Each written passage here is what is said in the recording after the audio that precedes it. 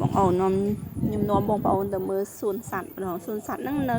រមណីយដ្ឋានទឹកឆាដែរបងប្អូនប៉ុន្តែដល់កន្លែងដើមពោធិ៍ដែលយើងត្រូវបត់ទៅទឹកឆាហ្នឹងយើងកុំបត់យើងជិះត្រង់បន្តិចទៅគឺដល់ហើយនេះសត្វ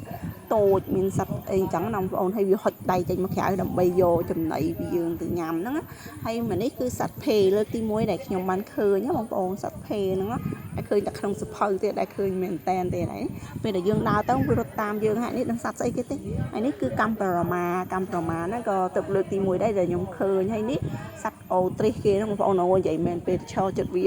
ហើយតែវាចឹកក្បាលទេពួកឯងវាខ្ពស់មែនតែណាពេលនៅខាងក្រៅខ្ពស់ធំហ្មងកវាគឺវែងហ្មងណាហើយនេះគឺសត្វស្អីតុងម្ដងអីម្ដងហើយនេះគឺចចកសត្វចចកឆ្កែចចកយើងហ្នឹងហើយតបមកទៀតគឺសត្វឡាំដួយសត្វកពើបងប្អូនស្គាល់ហើយអាហ្នឹងគឺសត្វគឺវាមានតិចដែរទេហើយនេះគឺសត្វជាម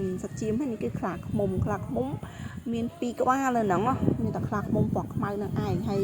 អានេះដឹងសត្វអីគេនេះប្រើមិនដឹងក្តាន់មិនដឹងតែវាជុលអាហ្នឹងឡងបាក់ស្នែកអស់ហើយនេះគឺជ្រូកព្រៃហើយបន្ទាប់មកទៀតគឺមានរូបសត្វរូបសួនសត្វគេហ្នឹងគឺសត្វដាវសត្វពស់សត្វនេះអីហ្នឹងតែនេះគឺថ្មទេមែនតែណាបងប្អូននៅហ្នឹងគឺធូរថ្លៃបងប្អូនសួនសត្វហ្នឹងតាមម្នាក់2000រៀលទេយើងអាចចូលទស្សនាពេញមិននៅខាងក្រោយគេគឺមានទៀតប៉ុន្តែខ្ញុំដើរបានតែបន្តិចទេព្រោះអីយើងប្រញាប់ទៅជិះអាណូរីបងថ្លៃខ្ញុំគាត់ចង់ជិះអាណូរីអញ្ចឹងយើងប្រញាប់ទៅបកទៅកន្លែងទឹកឆាវិញដើម្បីទៅជិះអាណូរីហើយនេះអូយបងស្រីខ្ញុំហ្នឹងគឺ selfie សបើមណាស់តែកុំតាបងខ្ញុំហៅទេកុំអីអត់ចង់មកទេហើយហ្នឹងពួកយើងកំពុងដើរចេញទៅវិញឯងដើម្បីយើងទៅទឹកឆាបន្តទៅជាអាណូរីហើយសួនគេហ្នឹងស្អាតណាបងប្អូន